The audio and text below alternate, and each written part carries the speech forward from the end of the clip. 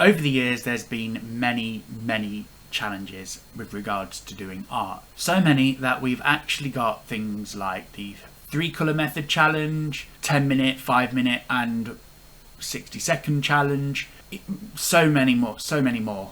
I did one about 3 years ago, which was the 4 ways to colour challenge. I don't think I've seen this one as much over the course of the last couple of years, but I did do this, as I say, about 3 years ago. I've even got the artwork up here. There it is. And I used Rem to do it, and I really enjoyed this challenge, but that was 3 years ago, and I think my art has changed considerably since then. So it would be good to definitely have another go at it and do it again. So that is what I'm going to do in today's video, and I really do hope that you enjoy watching.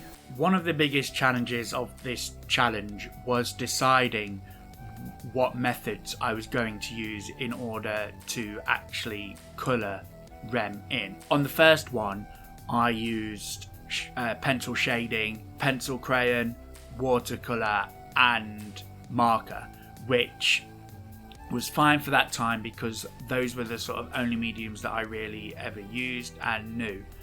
But this time round, I've evolved, and there was so many different ways of doing it. However, I just knew that one of them would have to be pencil shading, because it's something that I always do, and actually, to be fair, something that I've not really done for a while, so it was a bit rusty for this, but I just really wanted to sort of get into the zone on it. Now, ironically, you would have thought that I'd have done this one first. However, I didn't think of doing that one first, because that would then help me with learning all the shadows and things like that beforehand. I actually did this one last, but I'm showing it first because it makes more logical sense to have it first. I just don't know why I didn't do it first to begin with. But it also meant that by this point, because I'd spent so long on this piece already, I was kind of getting to the point where I'd sort of just wanted to get to the end. So it's probably not my best showcase of shading, but I still think it's a decent enough job to show to everyone. So one of the major differences that you can see between this time round and last time was the sheer fact that for some reason, the last time I did it, I decided that I was going to outline it in marker pen in like sort of fine liner pen first, which doesn't go well with pencil shading. So what I ended up doing was they kind of like didn't really do much of a great sort of effect on there. So this time round, because I knew that, and I knew that I didn't want to go over initially like an outline with pen, it just shows that I was very much a sort of almost rookie at that time with regards to that. But I did kind of want to have a sort of level playing field, but I figured this is about the different ways of colouring things in. So you wouldn't use a marker a pen if you were going to be doing pencil shading. So that's what I did with this one, and this allowed me to really use the lines as effectively. Now, also another difference is I used, I believe, only one pencil, which was probably a HB pencil as well. So you can only really get like 3 or maybe pushing it 4 tones before you start damaging paper and things with a HB pencil. Whereas this time I used 2 different pencils. I used a 2B and a 4B pencil. Now the 2B allowed me to do things like the skin tones and also the whites and things. I probably could have used another pencil as well, but I think I need to really have a look back and maybe do a bit more study on shading. It's been a while. I've tended to delve into colour because I wanted to do more finished colour pieces recently, so I haven't really done much pencil work. I have got like all the pencils you can possibly have, different types of pencils and all sorts, so that's something that I will be looking at in the future, and maybe do some study videos and things as well. Let me know if you think that is something that you would be interested in. And this allowed me to really focus on something that I've been focusing on with the colouring as well, which is not defining the lines like with stark contrasty, like with a stark contrast between like sort of the black and the white page. The only time I do that is when I'm using markers, which will see in the next one, I believe. So that is where I lie with that, and I really enjoyed the sort of just basics of doing this. And then I use the 4B pencil to do the really dark black dress of Rem in this piece, which really makes it pop out, I believe, and just gives it that sort of thing. And I did kind of like make sure I did some of the edges there as well. Now, the last one was quite the one that I did back in 2016 was quite washed out, so it didn't look. There wasn't really much contrast there, but this one I feel as though I've done a much better job on the actual overall piece. So I'm really happy, as I say, with how this one particularly turned out. And yeah, so let's move on to the next one.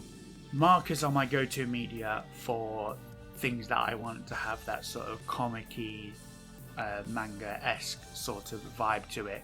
It allows me really to do cell shading a little bit easier, but also I can do sort of blended shading as well.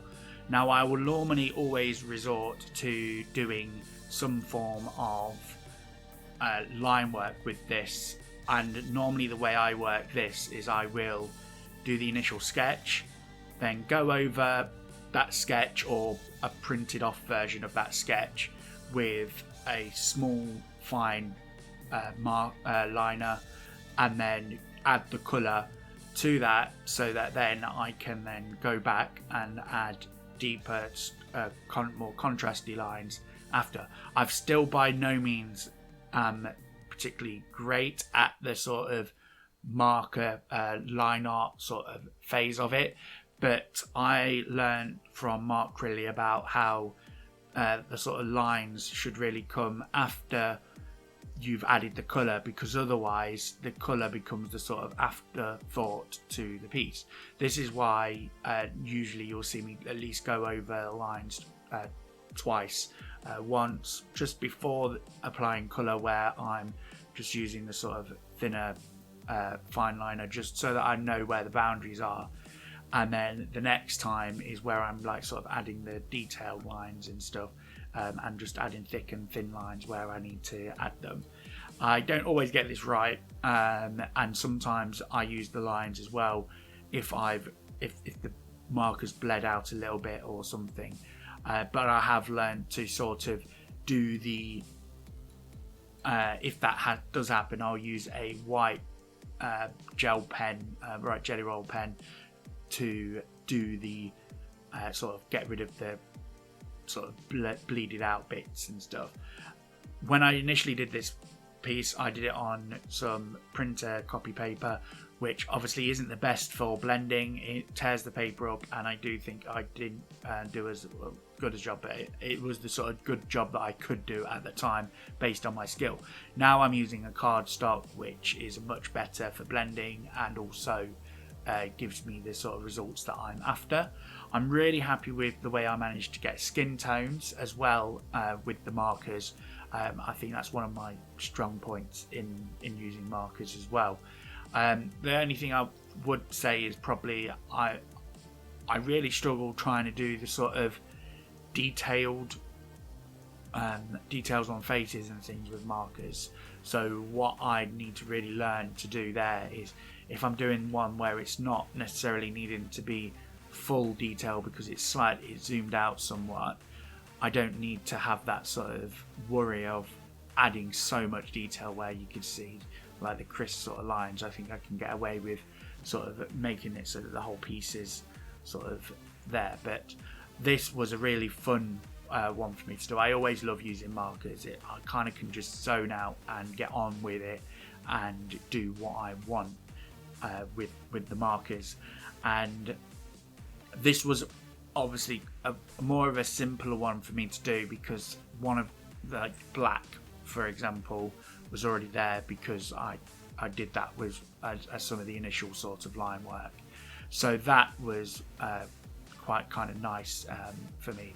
Most of this sort of colour there's a bit of blue and obviously the skin tones, and then you've got the white, which again is always an interesting way of using. It's difficult to use sort of like things that are white because you kind of don't want to have that sort of starkness. But I think if there was one thing I probably would change on this piece was I would have made the sort of white lines on for the piece thinner rather than using the thicker outliner pen, and the same for the skin tones. I think that's something I might explore in the future. This next method is by all means one of my most favourite ways to colour a piece. I'm actually dubbing this the messy medium because this is where I use a mixture of different things, and there's only one person I can attribute to this style of colouring in things, and that is Mark Crilly. He is one of the masters of using mixed media in order to create things. He uses things like watercolour, pencil crayon, and even chalk pastels. And I've watched his videos over the years, and I've become so inspired by watching those sort of videos and seeing how he uses those mediums to create stunning pieces. And this is one of the reasons why I love this, and it's kind of combined two of the ones that I did before, which was the pencil crayon and the watercolour together. Now in this piece I actually used liquid ink as well, which is something that I've kind of developed in my own sort of way. You didn't see me do this because I do it on pretty much every single piece that I do my messy medium for now, and that is a light wash of the sepia ink over the image that I'm going to draw. But I have been focusing on this method now for the past few months, and I've done some great art which I think I'm really happy with, some of which I'm looking to turn into prints. Now I have been really focused on trying to sort of minimize the use of line work in this. So this is why I start off with the sketch really lightly transparented under the thing, so that I can just get an idea of where it is that I'm going to do. Now all of the art is original art. It's not just me tracing anything that I've just found on the internet and lowered the opacity down. I do all the initial drawing for it as well, which you see in the time-lapse videos over on my Instagram, because I will have posted the sort of time-lapse of the initial drawing for this as well. And I just really like the way that I am able to sort of like build up the colour and sort of create a really nice piece. And as I say, this is one of my favourite pieces for this sort of challenge that I did. I really like the sort of subtle lines and the way I managed to get the white, even though that it's difficult to get white to pop out, but with the help of the sepia behind it, I was able to really get that to come forward and sort of see how that works. Obviously there's less colour on this because it's there's not as many colours. You've got the red and the blue of the hair, but that's about it really. But I just really love this, and I kind of got into a zone, and this is one of the reasons why I like this medium, is because I can just get into the zone, can get set up and just sit and draw for hours and colour for hours without any sort of worry or anything like that. And that is one of the reasons why I really enjoy this. It's kind of, I call it a messy medium because there is a lot of cleaning up to do after, and I get it all over my hands and all sorts, and if you actually accidentally happen to spill the ink, you end up having to clean that up as well.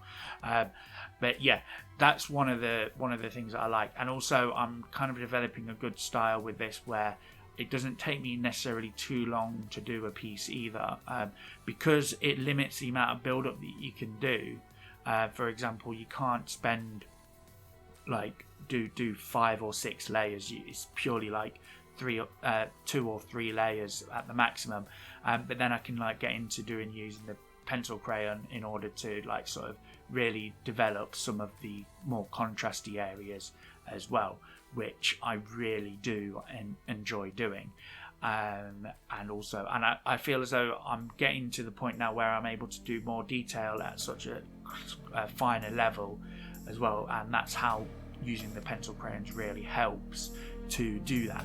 And that is just, I just really love this medium, and it's definitely one of the ones that inspires me, and it's definitely one of the ones I want to use moving forward in some of my projects, which I'm going to be talking about in the future.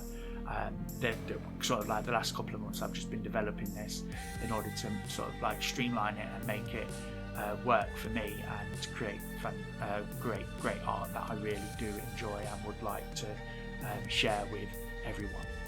And then we move on to the final one, which is digital art. Now, I tend to struggle with digital because I have to be really comfortable to do it, and it's not something that I'm really used to.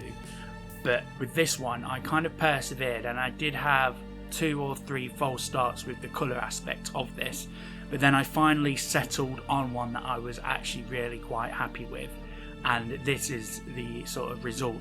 I don't think it's as good as I can do, and it's certainly not the best out of the 4 that I have done here today, but certainly there is a lot that I learned doing this piece, and that was the most important thing. And I will certainly be looking at doing more digital art. I was able to just sit down and chill out and do it. It did take the longest to do out of the lot as well, because I was still learning how to do it, and to be fair, I did everything on one layer, and I got to a point where I was like sort of happy with it, and I had to consider it done, otherwise I would have just continued doing it and this video would never get released. So that is that for that. The way I approached this was in a similar sort of fashion to basically the other ones. I initially scanned it in. I scanned it in on the computer. Did the multiply layer, and then I focused on applying the base colours. And the way I did that was I just purely filled in the gaps, and that's why you can see it sort of like bleeds out a little bit and stuff, which doesn't matter as much because I wasn't going to be keeping the initial sort of harsh marker pen lines for it. That is something that I didn't want to have happen. So what I wanted to kind of like do this sort of similar way that I'd done the water, the messy medium way, because I felt that I wanted it to be a sort of more refined aspect of it. I again learnt some things where I was going in too much with regards to detail straight off the bat, and I learned that I needed to zoom out a little bit and use some sort of larger brushes and things, and I feel as though I got more comfortable, and it probably would have taken a bit quick. It probably would have been a bit quicker had I initially started off on that sort of route.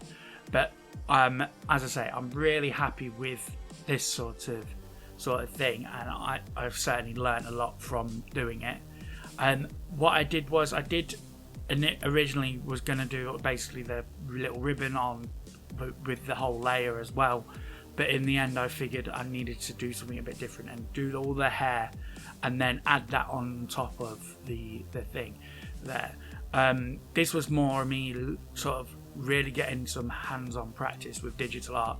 It's something that I really want to do in the future, because I do know that it can help a lot with your sort of like productivity and stuff. And by all means, in the future I will certainly be doing this sort of similar thing a lot quicker than what I did do last time, and hopefully it will be a sort of new way of me being able to apply colour that doesn't require so much mess, and it gives a nice sort of clear, crisp result for it. I probably could have done definitely could have done things a bit better with it, smoother, but as I say, overall I'm just really happy with how it turned out. Unfortunately, towards the end of it, some of probably the last 45 minutes of me working on it didn't record, so it kind of does jump a little bit, unfortunately. but you've got the general sort of essence of what I've managed to do here. And again, I'm just sort of really happy with the result of that. So let me know in the comments below which one your favourite was. I certainly would like to respond to them and talk about them as well. And what sort of 4 mediums would you probably choose to go for, based on what you currently can do and everything. Please remember to hit the like button and subscribe to the channel, and hit the bell notification as well, so that you're alerted as to when I post videos. If you do that, again, greatly appreciated, and any support. Please also share this video if you want others to see what I've done. Here's me showing off the pieces all together.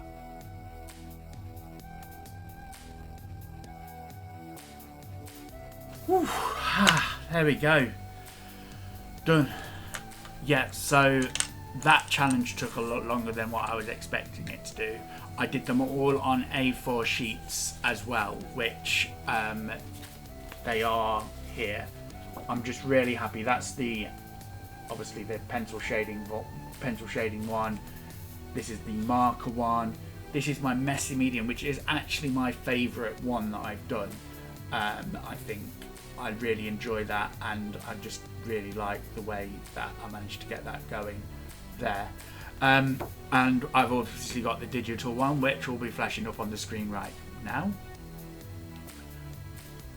And yeah, so I really enjoyed this challenge, and it kind of just goes to show just how much of a difference my art has gone over the course of the years. I've got this is obviously the thing. I mean, I did actually stick to one particular medium here, but my art now has got to a point where I use lots of mixed media. I don't just stick to one thing to come up with a final image.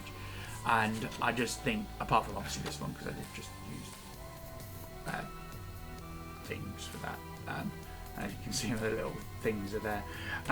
But yeah, let me know which one you think is your favourite, and I will be certainly happy to do it. Go check it out on my Instagram page as well, which I will be posting all 4 of these on there over the course of the next week or so. So yeah, I hope you enjoyed this video. As always, please hit the like button and subscribe to my channel, and hit the bell notification so that you get notified as to when I post videos.